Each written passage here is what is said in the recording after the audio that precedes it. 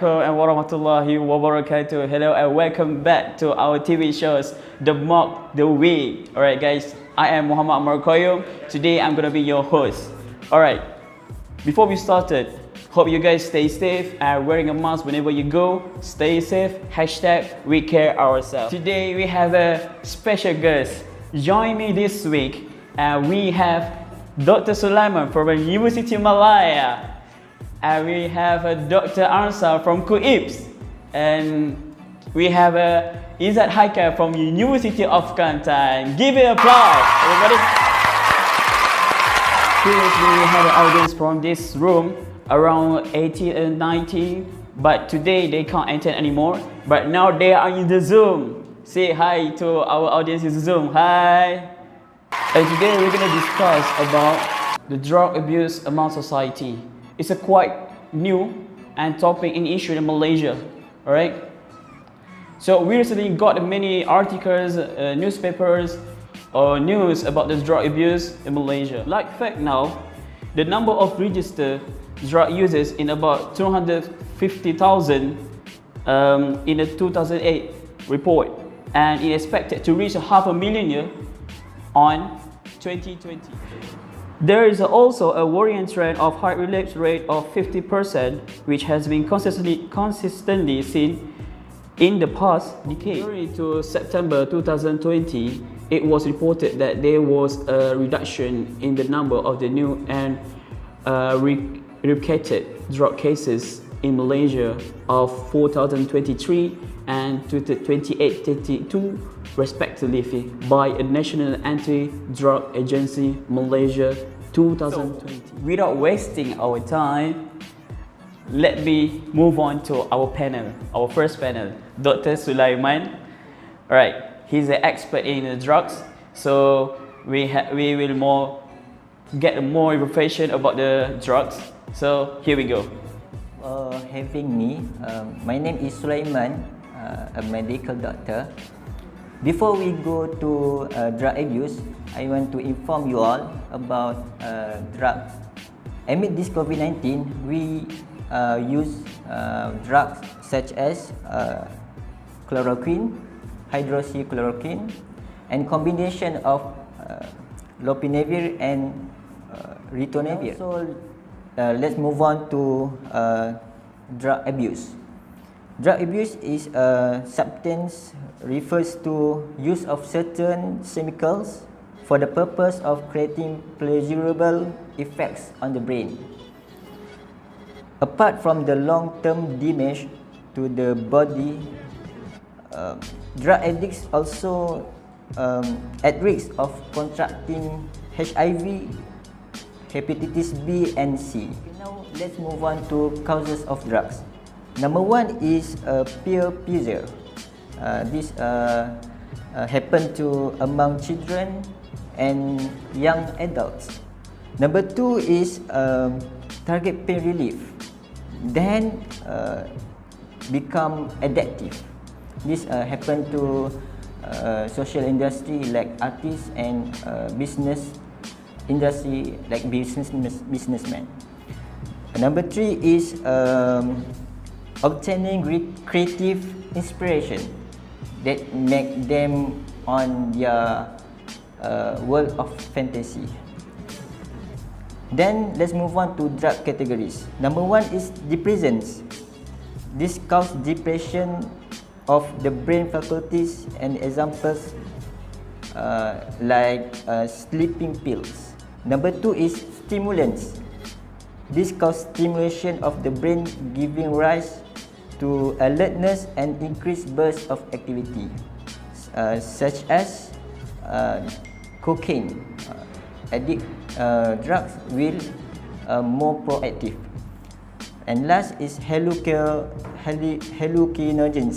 This causes hallucinations in the world of fantasy. Thank you, Dr. Sulaiman, for your information. And now we know that drugs have many types of drugs, and also we know the causes and the effects of the drugs. Now we are moving on to the Dr. Ansar, and he will discuss about teenagers related in drugs? Thanks to our host. So my name is Ahmad Ansarullah. I am from College University Istanbul. Today I want to share the main factors about drug among teenagers. Drug abuse has been an issue that worries Nigeria for so long. In 2017, the National Anti-Drug Agency identified 2,000 schools nationwide as being a high rank of student involvement in drugs. The agency says students at 400 of the schools, mostly secondary, were involved in drugs. The students were mostly males aged between 14 and 16, and the schools were mostly found in farming and fishing settlements. For now, I will share some reasons about drug abuse among teenagers. Number one is depression. Some teens turn to drug and alcohol as a form of escapism. When they are sad or depressed, they see this substance as a way to forget and feel happier. It's their attempt to self-medicate. You may see a student attitude as just being teenager, but there may be a deeper depression within. Reason number two is stress. During high school, many teenagers are overly stressed with a packed schedule of advanced classes and extracurricular activities. A lack of coping skills can lead them to seek out an artificial method of coping with stress. They turn to drugs such as marijuana in order to relax. That's all. Thank you so much, Dr. Ansar, for the information about the drug abuse among teenagers. And I believe that teenagers right now are commonly or related by drugs. Because of what? Because they want to release their stress and also make their... Actually, we have a special guest, and it is Iqbal Bustami. He is a professor from University of Perlis. Today, we're gonna call him to discuss and elaborate about drug abuse among employees. We are calling him right now. Thank you to our host. Assalamualaikum warahmatullahi wabarakatuh. My name is Muhammad Iqbal. I am from University of Perlis. Today, I would like to talk about a drug abuse among the employees. We all know that drug give a negative effect to human. This case will be a problem at workplace.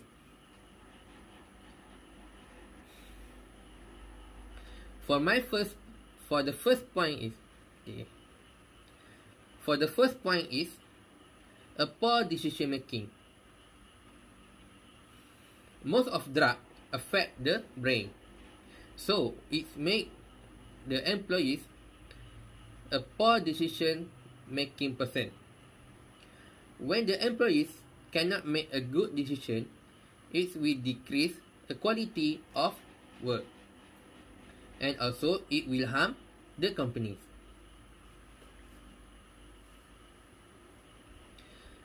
For the second point is lower morale of co-worker.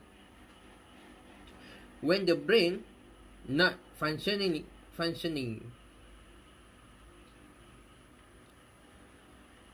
For the second point is lower morale of co-worker. When the brain is not functioning properly.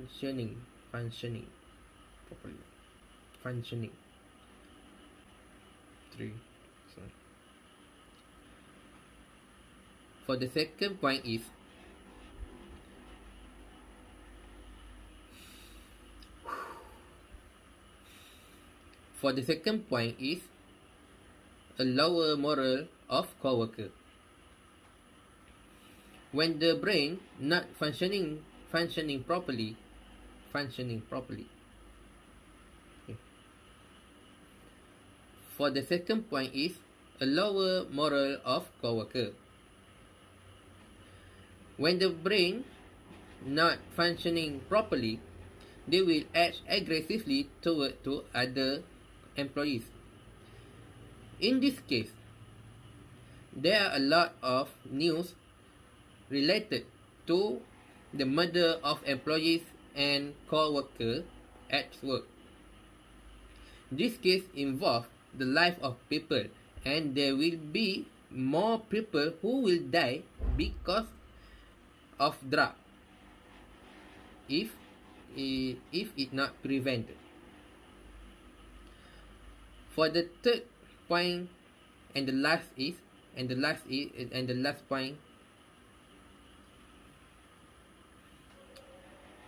for the last point is illegal activity at work. Selling a drug to other employees is a wrong activity in law. The last point is illegal activity at work. Selling a drug to other employees is a wrong activity in law. Under Section 39B of drug, if convicted, it can be lead to mandatory death penalty. So, do not involve with a drug and be a good man. That's all for me. Thank you. Alright, thank you Professor Iqbal for spending time with us, and hopefully you have a great day and enjoy your life. Okay, now we are moving on to our last panel, Dr. Izzat Haikal. Alright, here we discuss and elaborate about how drugs affects our government. Right? Thank you to our host. I am Izzat Haikal, doctor from UKM, and I will explain about effect drugs to government. Becoming addicted to a substance will completely take over a person's life, and they will miss work or school and struggle with their finances. When someone is addicted, all they can think about is how to avoid withdrawal and get their net fixed. Making arrangements for mortgage payment often takes a backseat to obtain drug or alcohol. People who already struggle to pay their bills are at higher risk of becoming homeless if they develop an addiction to drug or alcohol, and substance abuse is one of the top 3 causes of homeless of family. Second effect is drug addicted will increase the population in the prisons.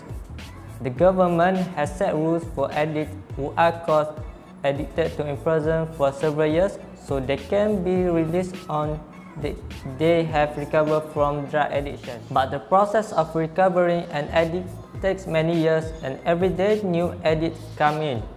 Of course, this will increase the rate of population in prison dramatically. That's all from me. Thank you. Thank you so much, Dr. Izzat Haikal, for your information. And I believe that a drug also affected by our government, which is like Dr. Izzat Haikal said, that we have many homeless right now, and also the many prisoners in the prison. That's all for today. Thank you for joining us and spending time with us. And see you next week. Hashtag say no to drug and hashtag stay healthy. Thank you.